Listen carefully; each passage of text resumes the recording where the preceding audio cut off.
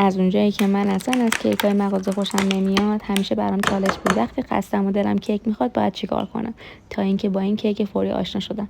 فقط کافیه یه دونه تخم مرغ رو با نصف قاشق چایخوری وانیل، 3 قاشق غذاخوری شکر، 3 قاشق غذاخوری شیر، 3 قاشق غذاخوری روغن مایع، 1 قاشق غذاخوری پودر کاکائو و 3 قاشق غذاخوری آرد و 1 قاشق چایخوری بیکینگ پودر خوب هم بزنی و بذاری توی فرن یا بذاری توی آب جوش و سر قابلمه رو بذاری تا بهت یه کیک فوری فوق‌العاده بده. ببینید طعمش بی‌نظیره.